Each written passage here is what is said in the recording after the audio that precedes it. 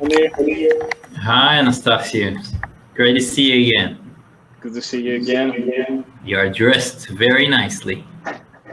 You know, we have the Mr. Although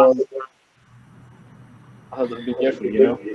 Yeah, that's true. Perhaps it's only the top half that you are dressed nicely, and the bottom is pajamas. You know, that's quite typical these days. But to be honest, today I'm all well dressed, and that is because I thought, well, I don't wear my clothes these days at all. So you know, let's make sure that I'm properly dressed. You know. Hi, Gal. Hi, everyone. Hi, Gal. So I guess we're going to wait a few minutes, right? See if the audience starts building up.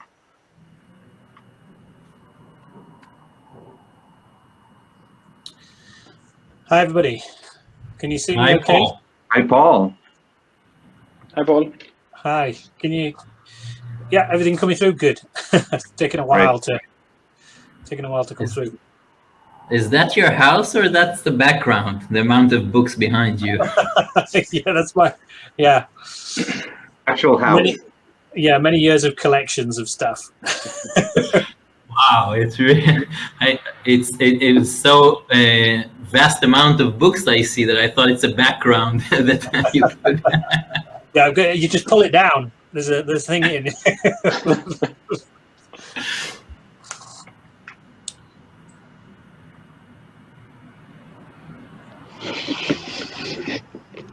Now, do you know how to share screen on this? Because I've not used this platform before. I actually was wondering the same thing because I have some slides that I'd like to use for my opening. Can't see. Try to Google it quick.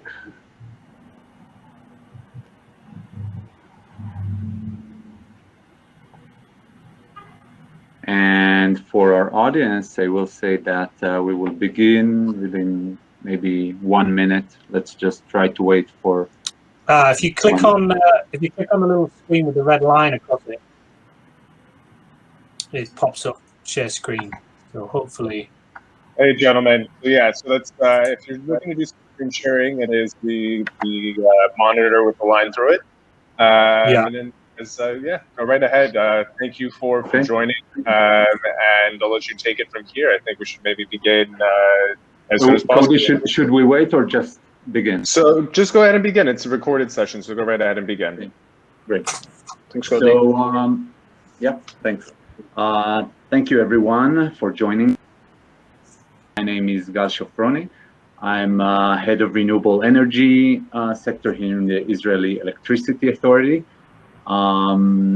As these are my last days in position, I would say that I'm quite excited about this panel, and I'm really sure that the Electricity Authority has much to learn and improve and really look at our neighboring countries, countries holding similar characteristics, facing not so different challenges as us, and setting even higher goals for renewable energy. So, as I said, I myself am looking forward to this panel. And what do we have planned for you? So I'll start with presenting Israel's main challenges for reaching its 30% renewable energy target by 2030. Of course, we'll try to look at it from the perspective of the energy island and talk about unbundling. Then we'll get a short overview about the UK electricity sector. Paul will present. Again, the challenges, the changes it's overgoing, and of course what we can learn from all that, a more advanced market than us. Then we'll have a round of questions and discussion. And I think let's begin with a quick round of the panelists introducing themselves. Okay, so Anastasio, would you like to begin? Absolutely, thank you very much. It's a real pleasure to be participating in this panel, and thank you very much for inviting me. So my name is Anastasios Roussis. I'm the CEO and co-founder of Smart Power Networks, an emerging technology SME of the energy sector. Particularly, we are developing control and automation solutions for energy systems to unlock and be able to better optimize, manage, and control the various assets that have been mentioned by the previous speakers on the main stage. I'm an electrical engineer by trade. I have been working more than a decade on the renewable energy sector, always trying to optimally integrate renewable energy resources, and I have done that through various roles as a researcher, as a consultant, and recently I have been advising the Greek government on energy-related aspects, particularly as a member of the Greek Sectoral Council for Environment, Energy, and Sustainable Mobility, which falls under the Ministry of Development and Investments of the Hellenic Republic. Thanks very much, and I'm looking forward to the discussion. Thank you, Anastasios. Neil? Hi, everyone. Thank you. I'm really honored to be in this panel. I have three hats that I'm wearing relevant to the panel here. I have many more hats in my life, as we all, but three that are relevant here. One is I'm the business development manager of Simpower, a Dutch company working in countries in Europe in demand response and flexibility management.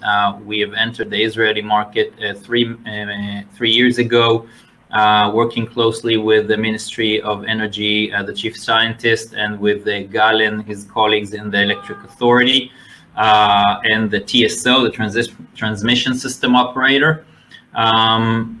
This is one hat. The second hat, I'm also a founder of a dual access tracker technology, trackers of a PV photovoltaic. And the third one, I'm a researcher, a volunteering researcher in the Heschel Institute, the net zero team, net zero energy team. As a researcher, we're publishing white papers and research papers on the transmission of Israel to 100% renewable energy, and the whole switch to a carbon-free economy. Thank you. And last, we have Paul. Thank you very much, Gal. So yes, my name is Paul Sutton. I'm the business leader for innovator support and an international at the Energy Systems Catapults. The Catapults is a network of sort of technology innovation centres in the UK across different sectors. There are 9 of them, and the Energy Systems Catapult specifically, we are looking at what is the energy system evolving into for the future, and how do we take essentially a whole systems approach to address that. So this is thinking about not just the innovation, but also the wider issues that might be blocking that innovation, whether that's market, policy, regulation, thinking about this from the consumer side, etc. And then at the same time, we do a lot of work supporting innovation directly. So my specific role in the Energy Systems Catapult is to run an incubator, an accelerator, where we work directly with organisations, startup businesses in the UK, to help them navigate that whole system approach and think about that, what the future energy system is going to look like. So, for example, how they might evolve their business models, thinking about future revenue streams that might come through changes in market structures, such as the introduction of flexibility markets, for example, and we link with other partners to support them on their more conventional business support needs. I also look after international, so we're trying to also form collaborations with other countries and develop projects overseas, and that also opens up opportunities for UK innovation. The Energy System Catapult, we're a not-for-profit organisation, but we do get some funding from government in order to develop those assets and capabilities, and we sit essentially between industry, academia and government. So we really try to play a very convening role there and bring together many of those different parties to address the energy transition and ultimately get to net zero. Thank you. Thank you, Paul. So as I said, I'm sure it's going to be very interesting. The panelists here have given you a small taste, so please join us if you just arrived and stay with us if you're already here. I'll start off by introducing Israel's side. Let me just share my screen here.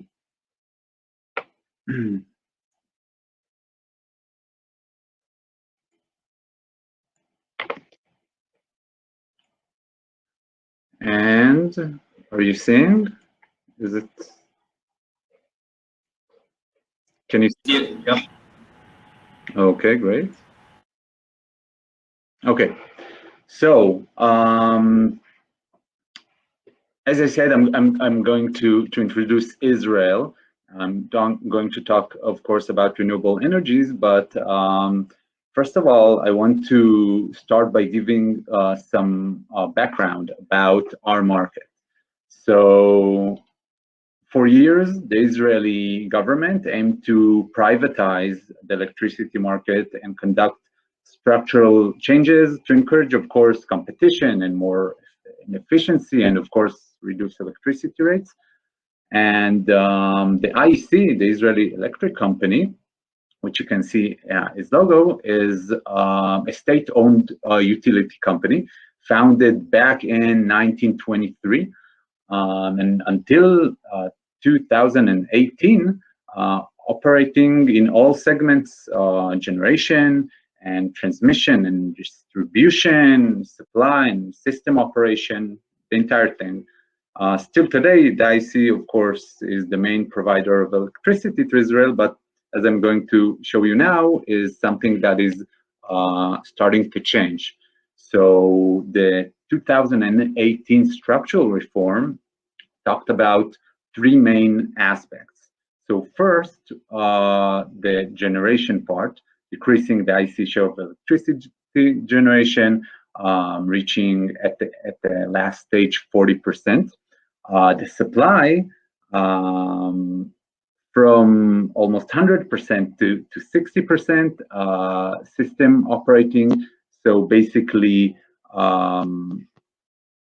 the management will be, we already established it is something that is in an ongoing process, but transferring the operating and management of the system to a new governmental owned body that is, of course, separate from the IEC and does not have any link to generation of electricity.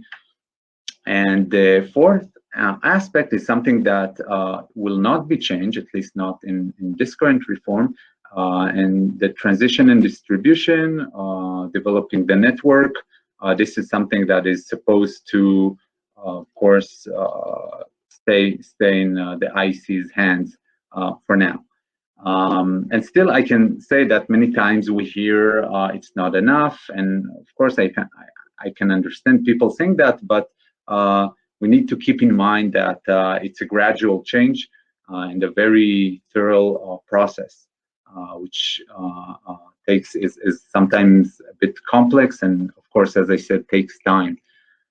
So let's get straight to renewable energy. We are now standing here in Israel on less than 7%. Our target, the 2030 target, is 30%, which is for us a major step. As I said, we are an energy island, and I think we have all kinds of unique challenges that maybe some countries don't have. I'll try to touch this real quick. So the first challenge is the demographic challenge. So Israel is really kind of an anomaly in this sense. The rate of birth in Israel is unlike any other Western country. It stands at almost 2%. The only Western country whose population is predicted to double over the next 25 years in certain forecasts, as you can see in the graph. And this, along with the relatively high economic growth, which is, of course, a blessing, really brings the demand of electricity. And of course, we have all other aspects, but really I'll keep that for maybe a different panel. Now, another challenge for us is relying almost entirely on the sun as a main resource for renewable energy. Here we can see the roadmap for reaching the 10% target, 2020 target, as we planned in the beginning of the decade. We can see a very diverse structure, a lot of wind, biogas, biomass, thermal solar, and so on. And here we can see what actually happened, almost totally dominated by PV. Of course, there are reasons why this happened. Here are some. Wind turbines, for example, faced all kinds of obstacles, and of course the cost of PV really affected the decision about this. And also, I'll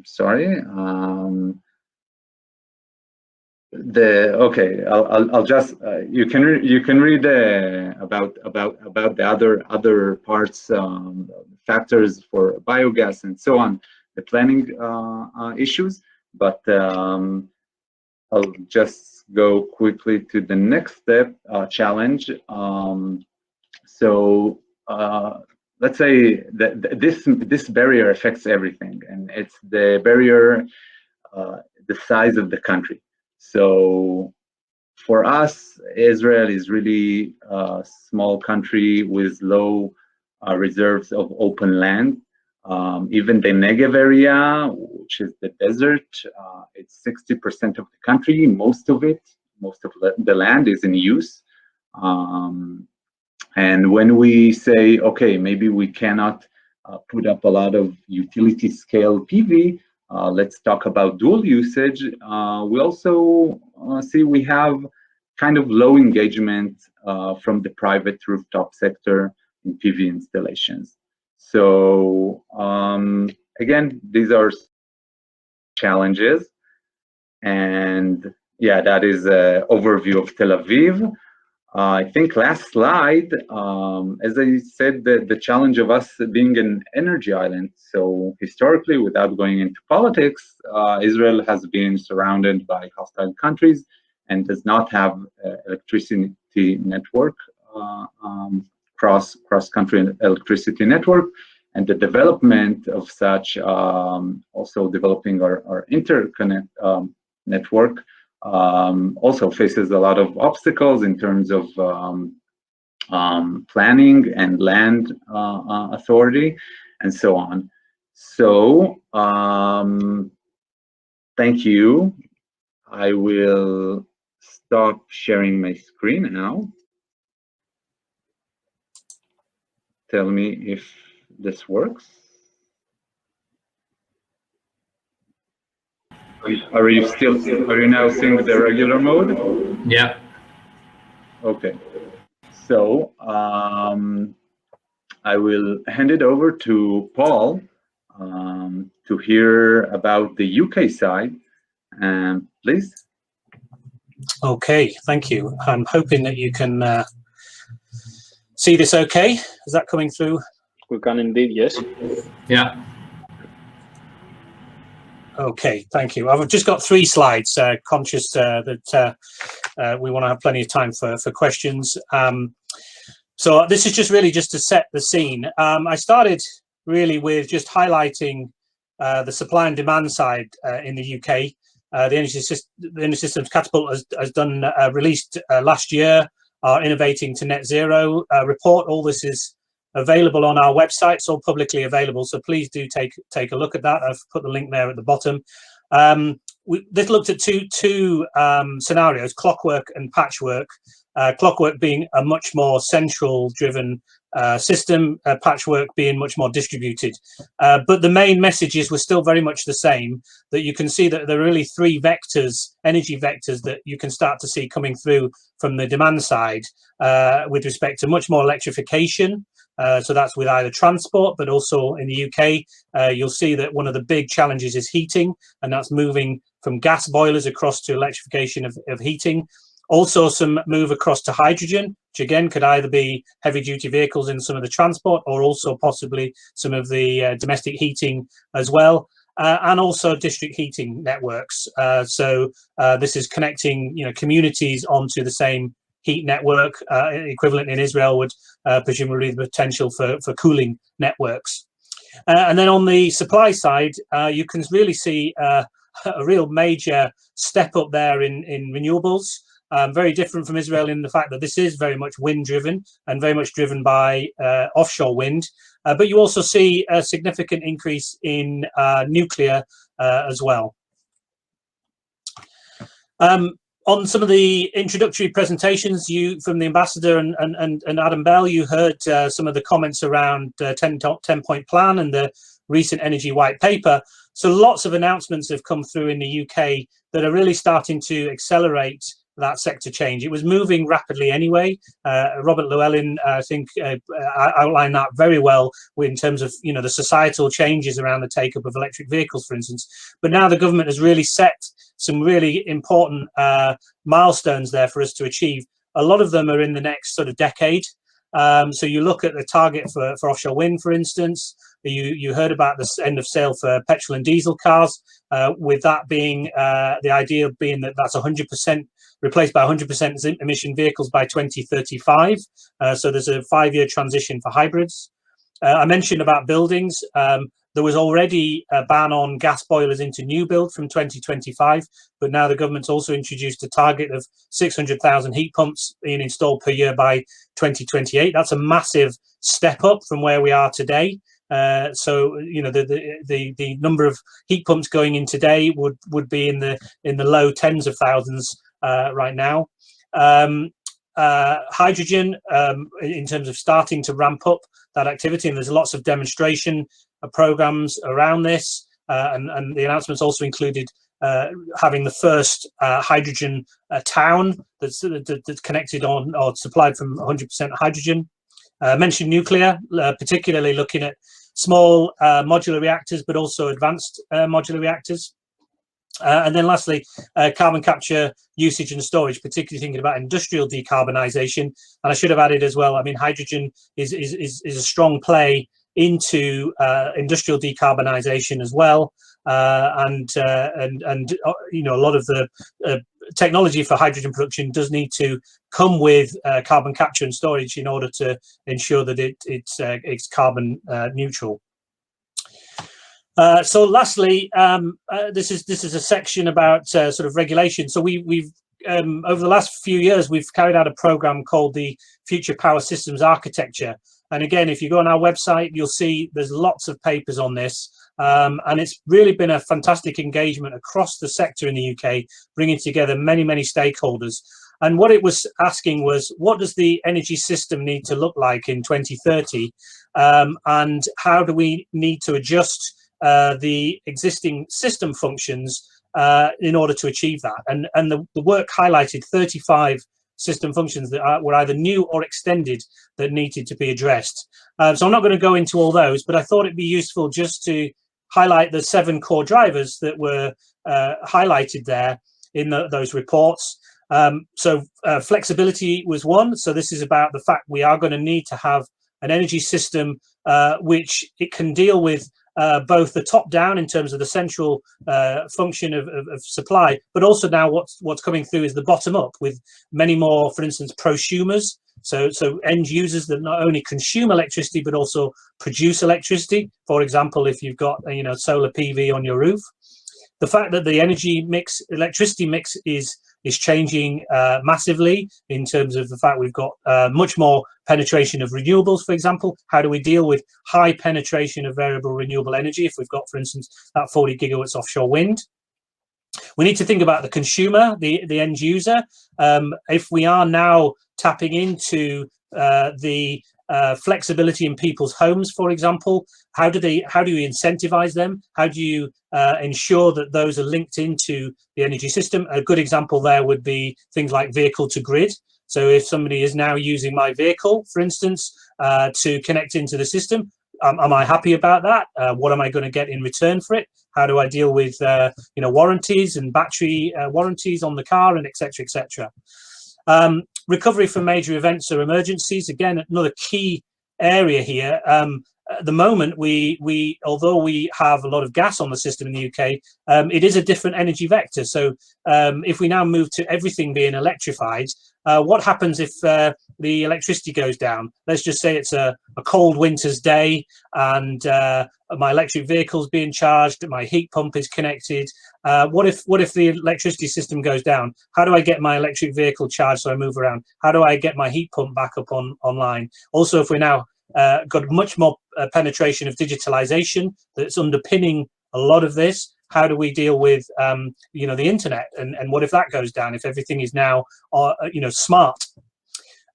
Active network management, the fact that we need to now do a lot of this more at a local level.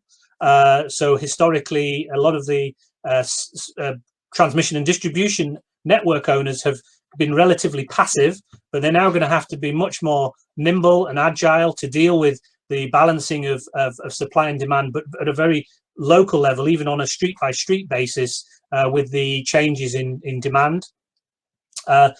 Going back to the consumer, the emergence of new parties and services. So we know that energy is already starting to move to new service propositions, time of use tariffs are changing, etc. But that will probably continue into new service propositions, energy as a service, heat as a service, mobility as a service, and all these need to be developed. And we need to think about the intermediary parties that will be providing those, and how do we deal with those? How do they get access to the system? How do we link between consumer and networks? What are the regulations that need to be associated with that? And how do we make sure that this is still meeting the needs of the consumer so that they are actually getting a better experience? And lastly, I think I've talked about this already, but the fact that this isn't now just about energy vectors in silos. It's not about electricity and power, and then separately there's the heating and gas network, and then separately there's the petroleum and transport vector. Electricity, heating or cooling in the case of Israel, and transport are now very much interlinked, and will continue to get even more inextricably linked. And how do we deal with that cross-vector nature or multi-vector nature between all those areas?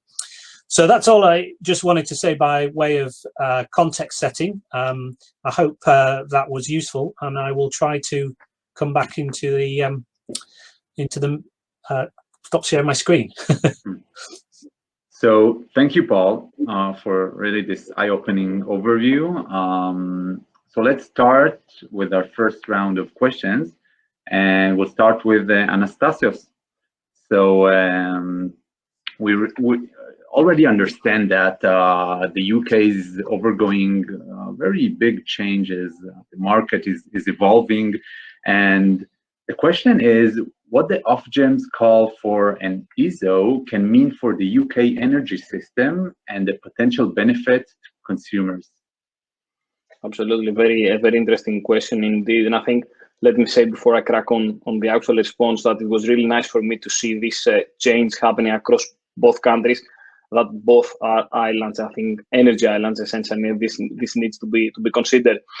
Particularly Israel has started very recently. I have to tell you, you are engaging into a very interesting and challenging journey, and I call it journey because the UK has gotten into this journey many years ago. 32 years ago, 1988 was when the deregulation have started. From this old model of the vertically integrated vertical utilities to start creating a more competitive environment, which of course has great benefits. Particularly, the UK has been through several changes across these three decades, and recently we've had the regulator of the system here asking for an independent system operator, essentially, and this is to create an even more competitive environment with actual benefits down to the consumer. And the benefits can be many here. For example, starting from costs, when you have a single entity owning, operating, planning a network, it may be the case that they will determine investments in assets that are to their interest. Therefore, this may lead to overinvestments that typically are socialized down to the consumers. And of course, when you create different entities owning, planning, and operating the networks, you can avoid these overinvestments. But it's not only about cost savings. Of course, this is of paramount importance, but it's not only that. When you have an independent system operator, this would have enhanced capabilities to manage the energy system, which, as Paul said, becomes more and more complicated. We have these three energy vectors coming together, creating increased challenges in the network. So therefore, you need to have a firm, an entity being responsible to better planning and operating that network for the network itself, and not for any profits for a firm and so on. And something else that we've seen quite a lot on working with several projects, what we need to be aware of is the fact that new types of networks may have new opportunities to reward consumers and generators, what Paul called being prosumers. Therefore, it is about bringing together generation and demand towards ensuring a more proactive role in the balancing of supply and demand, not only in the national network, but across local and national networks. For example, in the UK, we've seen some projects developing local energy markets. A flagship project led by Centrica was the Cornwall Local Energy Marketplace that finished very recently and showed certain benefits. But there are others as well. My business is involved in the Liverpool Multi-Vector Energy Exchange Program, where we develop a local energy marketplace. And what we've seen is that by these LEMs, local energy markets, being embedded into the system, then the consumers or prosumers may have certain benefits. At the moment, these are not allowed. And by transitioning to this full unbundling, fully competitive environment, it may be the case that the regulation will allow these local energy markets to appropriately trade into the market. And the last thing that I wanna clearly highlight, even though it's mentioned already, is the fact that an ISO would have greater responsibility for strategically planning the network, and more importantly, coordinating the various types of networks, this being gas or electricity, and this bringing transmission and distribution networks together along with interconnectors, local markets, towards essentially unlocking a completely whole energy system approach. I hope this gives an overview of some benefits I see, and I'd be happy to get the views of the other participants. It is. So about questions from our chat. So really, everyone is invited to add their questions, and we'll get back to them after this current round of questions. So Anastasios, thank you very much. I see there is a lot of work yet to be done. So good luck on that. And I want to go straight to Neil, okay, back to the Israeli side. And Neil, ask you said you're here, you have 3 different hats. So I want to ask you, what do you think are the main obstacles nowadays for entrepreneurs in the energy sector in Israel? Which is kind of a broad question, but if you can touch the different aspects. Yeah, I will try to depict three points that are these challenges. The unbundling of the market that you presented, Gal, is crucial. It's crucial to make the energy leap and to achieve the challenges of global warming and where we want to be with our energy market with net zero emissions. So this unbundling is crucial, but unfortunately, Anastasius, you said it's 32 years since the UK had started. We can't afford 32 years in the Israeli market. We have to do it very, very quickly, because in 32 years, we need to be already with zero emissions, or even in less than 32 years. And to achieve that, we need to do things like the Israeli chutzpah does a lot of times, faster, bolder, and I think we can do it. The United Kingdom is a nation for hundreds of years. We are 70 years. We on this ratio, we need to do what they did in 32 years and 10 years. For this unbundling to be more successful, the first point that I want to pinpoint is that the business sector needs certainty and regulation certainty. And for this, the electric authority and all the other regulators have to be more faster and more coherent. We see, even though the reform launched 2 years ago, we still see the IEC putting a lot of challenges and difficulties to advance the reform. We see it with the TSO, which is still part of the IEC. We see it with battery energy storage that the IEC wants to hold.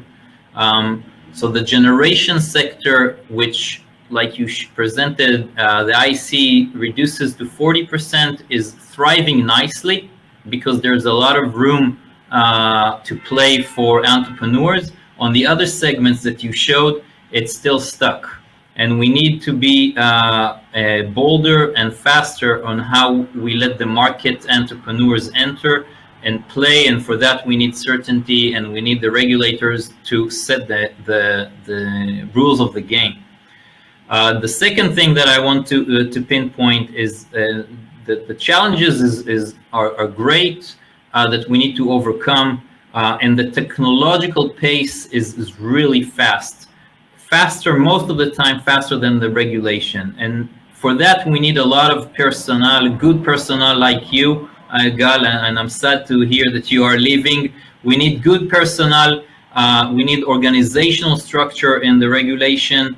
We need schemes. There are currently a lot of schemes that are lacking, for example, on batteries, on demand response, on opening the market, on the SMP. And these schemes that are lacking, I think it's because there's not enough people in the regulation that can address so many big challenges. And we need much more people, and good people, to help steer the market in quick pace.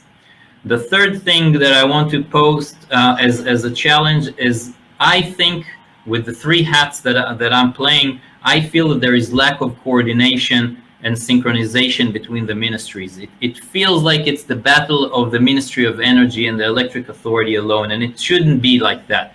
The challenge is huge. It has to be with synchronization with the Ministry of Transport, the Ministry of Agriculture, the Planning Administration, the Israeli Land Authority, and everyone should step up to the challenge. And it feels like it's currently only the Ministry of Energy and the Electric Authority is kind of leading the way, and it's not enough, because we need, like you said, Israel is highly regulated, very small in land, and we need a lot of synchronization in order to address agrovoltaic. We need the Ministry of Agriculture. We need to do a grid to vehicle. We need the Ministry of Transport. So there's a lot of things, and this synchronization is really important to do it fast and do it successful.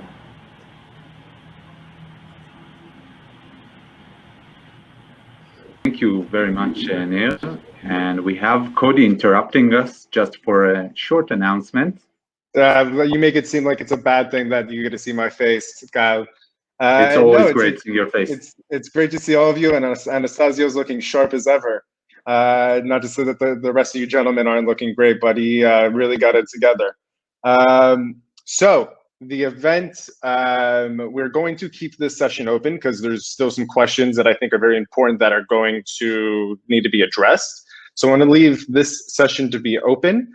I just want to touch on a few notes. I want to thank everyone for joining the event. We're going to be moving to as soon as this session is over. Stay around for the Q&A. The session can continue on. I think there's some very important aspects that need to be addressed. This is a very complex issue that we're discussing here in this session. When it comes to the networking, you just basically need to click I'm ready, and then you will be randomly paired with someone for that speed dating, as I mentioned.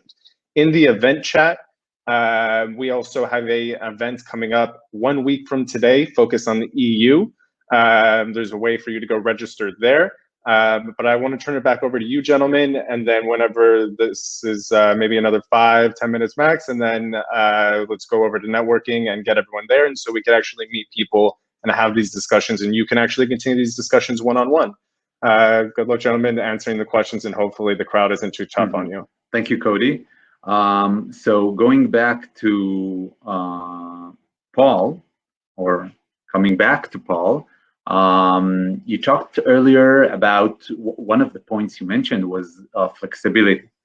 What are the potential solutions and opportunities for enabling flexibility in your point of view?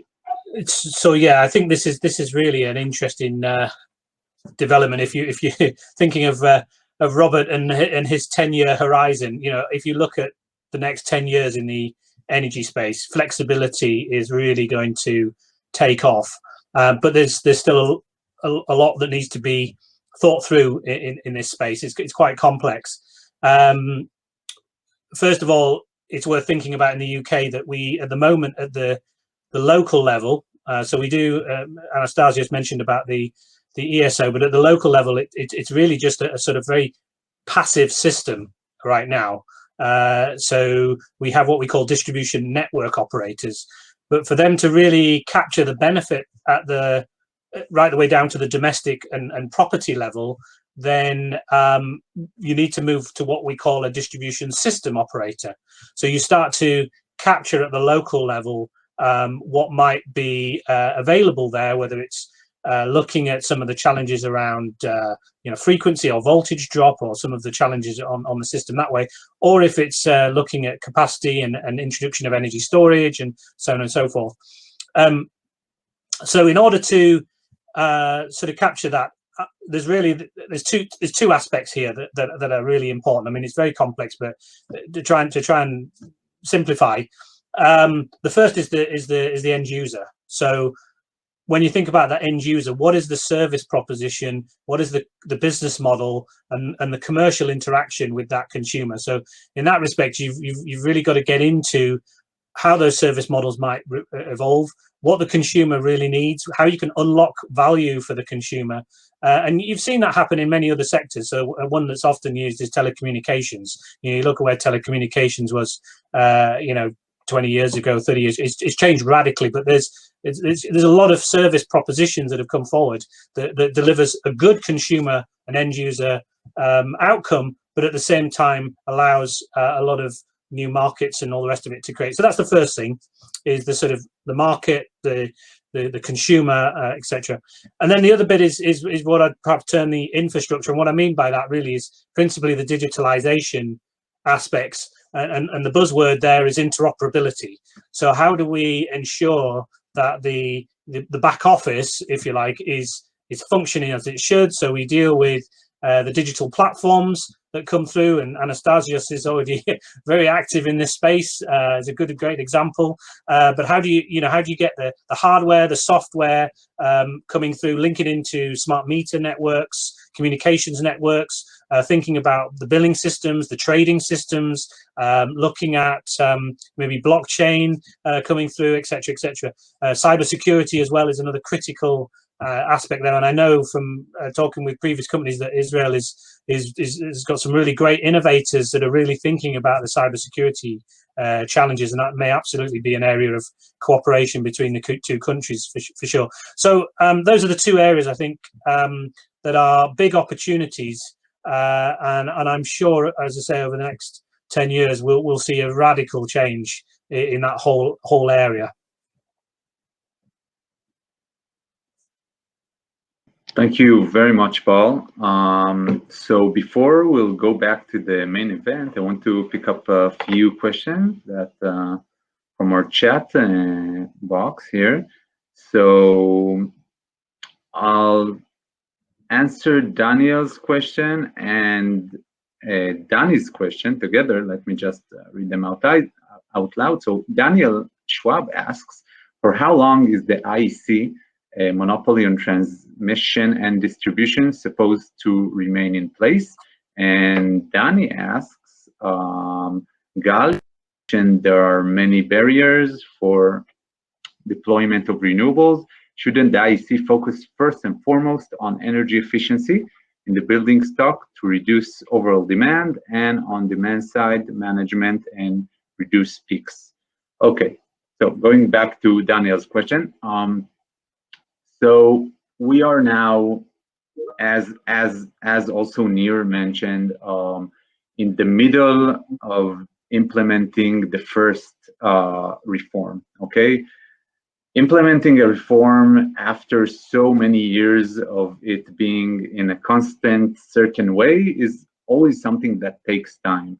Now the pressure is clear, and us not having that much time as maybe our UK partners had, that is also clear. We sometimes hear, as I said, certain voices already talking about the second reform needed, and the transmission and distribution is basically the last segment that has not been privatized. So if there will be another reform, it's a bit early to talk about, but obviously it will deal also with this segment. And to answer in short Danny's question about our about the electricity energy efficiency, so yes, that is of course something that is being dealt with. I will say that the Electricity Authority is less involved with. The Ministry of Energy is the governmental body that is in charge of electricity efficiency. And talking about demand shifts, and management, reducing peaks. So yeah, we have a few pilots that we are now starting to initiate that are supposed to bring eventually to curving peaks and to shifting demand from certain hours to others. So yeah, I think we will be much more knowledgeable and learn from these pilots once they're done, and of course be able to take it to the bigger step and higher levels.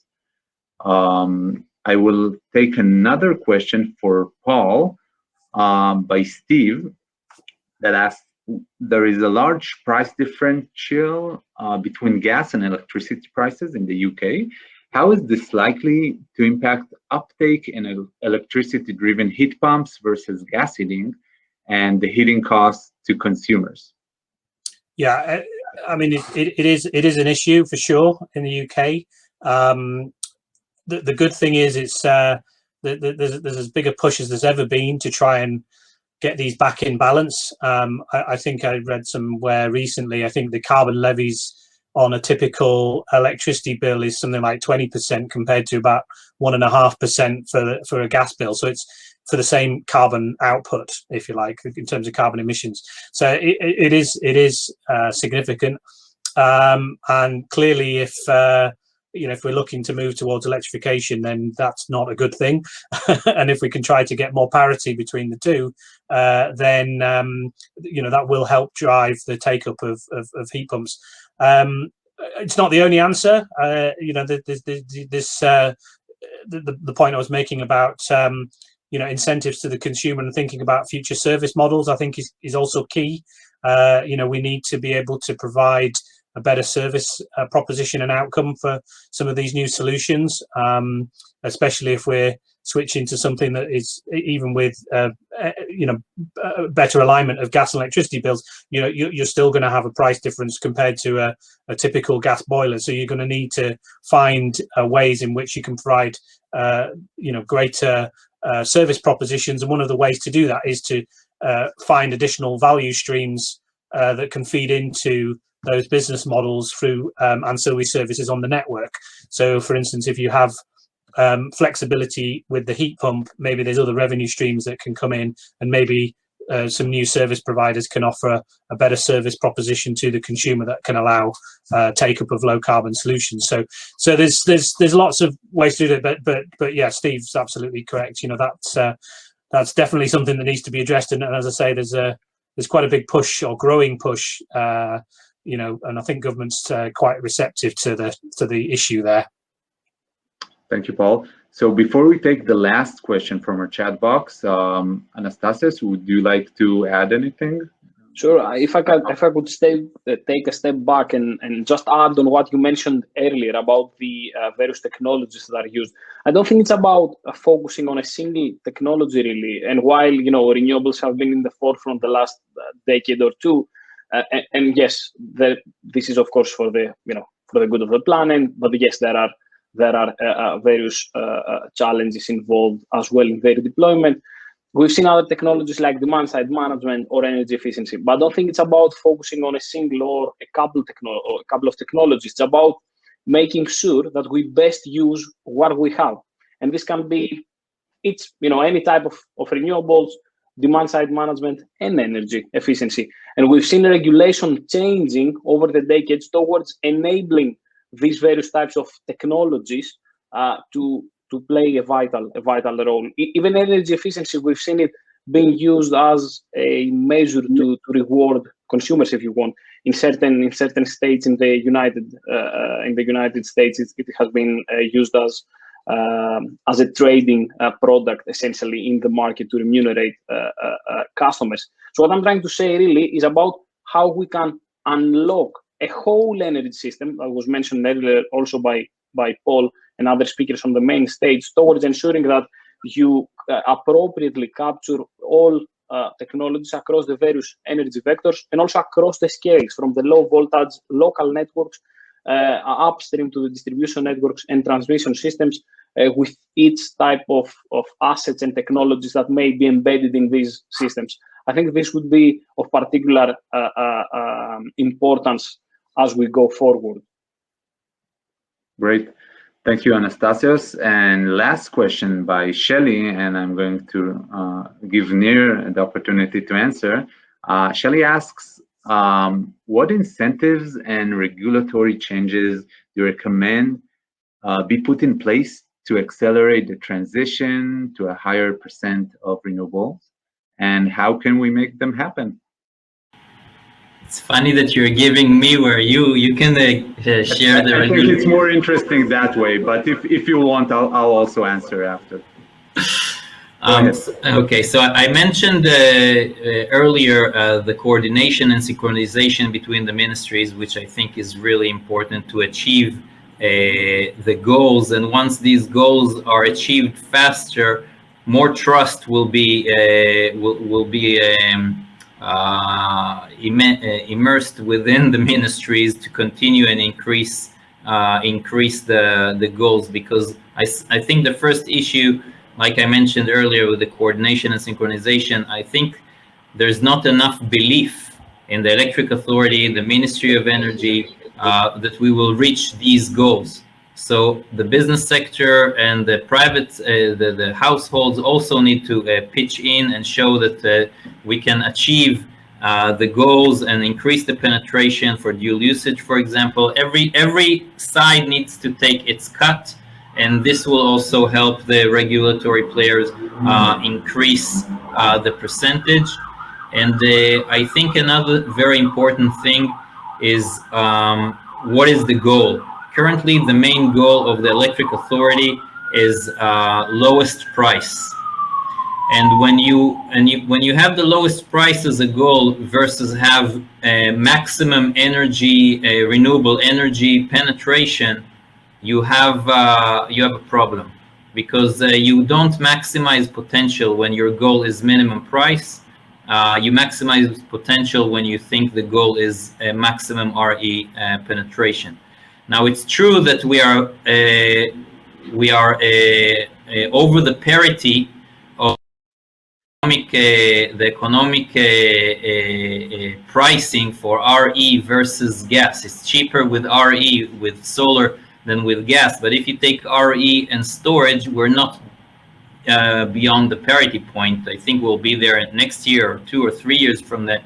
And then it will be easier to combine the goals of cheapest electricity as a goal and the highest renewable energy as a goal. But I think the Israeli government should take bold goals.